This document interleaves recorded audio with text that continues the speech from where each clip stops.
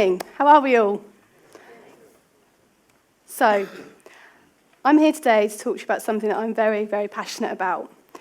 But it's not about me, it's about the people that I come across in my day-to-day job. And I'd like to tell you a story about a lady called Catherine. So Catherine was very much like many women that I come across. She was in her 50s and around 10 to 15 years away from retirement. She spent a long time in her career working very hard, doing 2 jobs and looking after her young child, who at that time was now 23. Imagine you'd worked that hard and then the bank was writing to you, telling you you had to sell your home and you had to move out within the next year.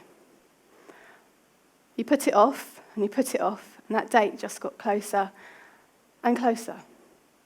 The home that you'd lovingly built and put all your beautiful possessions around and painted the walls and decorated as you wished, you were being told it was no longer your home and you had to sell it and you had to move out and you didn't know where you were going to go.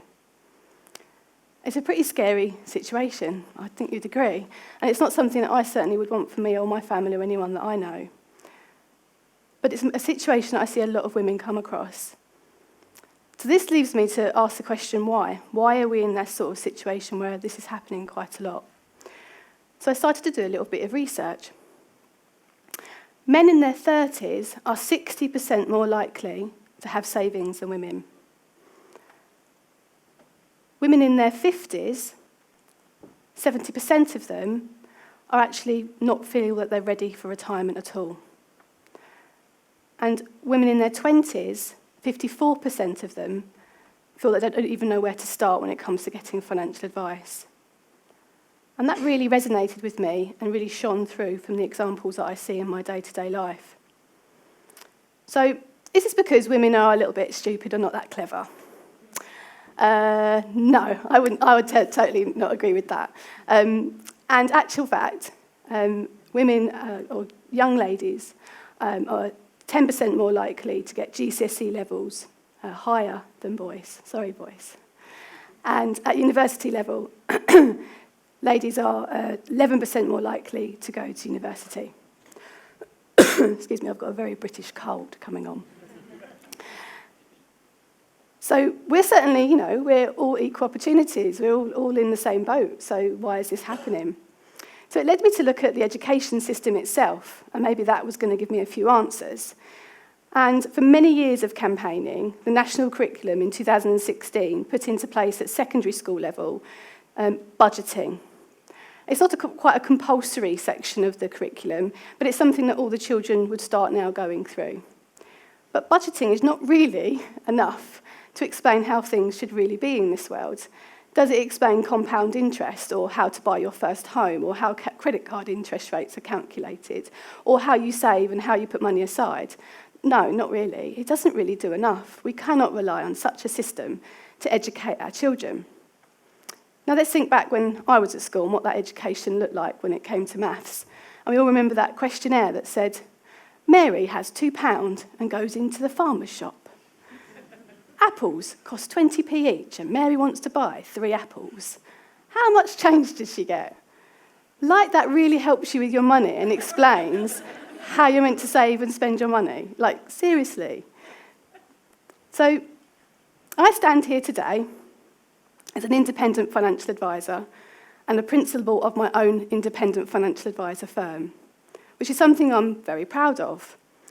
I'm a multi-award-winning business owner, and I have exams in advanced financial planning. However, I didn't go to university.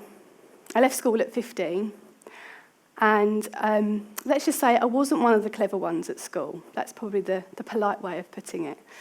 And in actual fact, don't tell anyone, I got an F in maths. It's very true. However, if I can achieve such amazing things, that doesn't dictate our story. Our journeys and our stories, where we start and where we are today, is not necessarily what dictates where we should be in the future. I had to really dig deep to change my story and make a difference for myself and my family's future. And I know that everyone in this room and anyone in this world can do exactly the same thing. So if the education system isn't really what to give us all the answers, what else should I look at? Let's talk about salaries and money. So 52% of women work part-time compared to 13% of men. We all pretty much know that, don't we? That's sort of a bit of a given. Now, when it comes to salaries, men and women in their 20s earn around about the same amount. But as they start to get older, women in their 30s earn 13% less, and by the time they're in their 50s, they earn 16% less than men. Now, there are big things happening with that, and there are massive things that are happening all over the world and globally around this, but it's still, unfortunately, the case as we are today.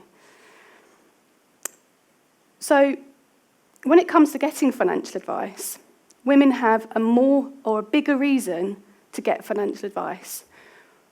We have bigger gaps in our employment, we have bigger gaps in our pensions and our savings, and that's not even mentioning separating and having divorce, which has a massive detrimental effect on women as well. I've got an 8-month-old baby, so I will share with you that whilst I was on maternity leave, I had to take a step back from my pension contributions. That's something that I had to do because I couldn't afford to run my business, pay my bills, and pay myself enough money and pay into my pension contribution. Now, that was only a short period of time, but even myself, being as I am and the qualifications I had to really think that through, and I really had to make a positive decision around those elements. Having said all of this, only 7% of women would be more likely to go and get financial advice for their retirement, even though we have a more justified reason to need to go and get it. So that led me to think about the financial services industry in itself, which I've been part of for 18 years. Now, the government have done some great things, and they put in place the Money Advice Bureau, which is a massive wealth of information, and there's many websites out there where people can go to get financial advice. But most of them, when it comes to getting more specific advice to really what my needs are or how does that apply to me, you're directed to an independent financial advisor. Now, because of regulation, there's something called RDR, which was a Retail Distribution Review, which was put in place by the regulators, the Financial Conduct Authority. And they dictated how those financial advisors charged clients. Now, that meant that, unfortunately, a lot of independent financial advisors, because there's only so many hours in a day, they're looking for the money that's going to make them the most money. Okay? It's a fact of life. Now, what that does mean is that they're all after the same type of clients.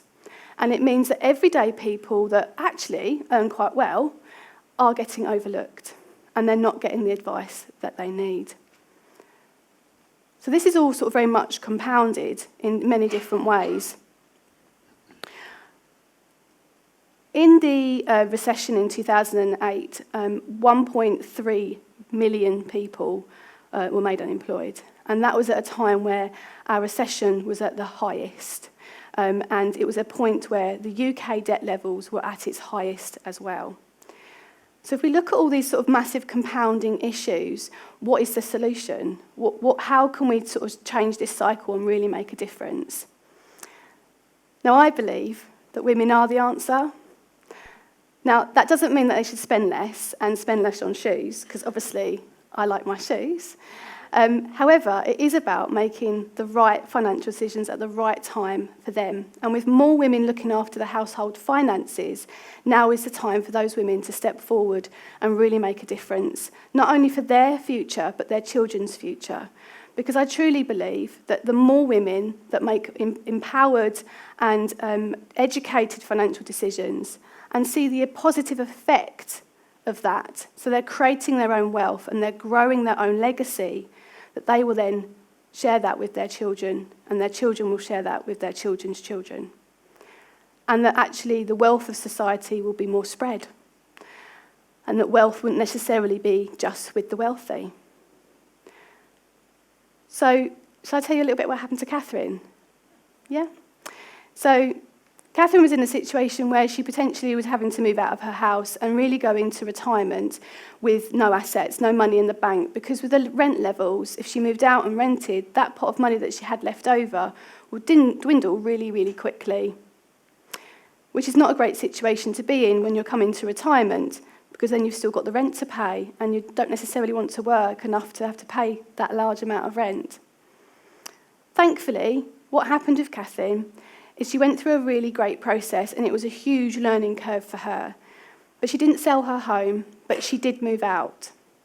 She moved out and she rented it to another couple, and somebody else paid her mortgage for her.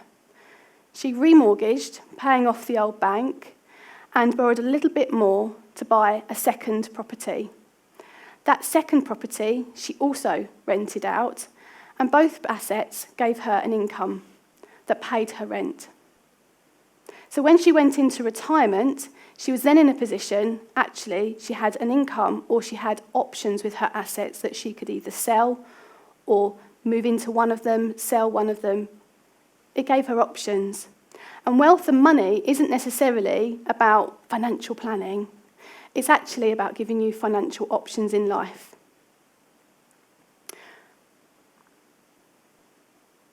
$3.6 billion people have the same wealth as 8 men.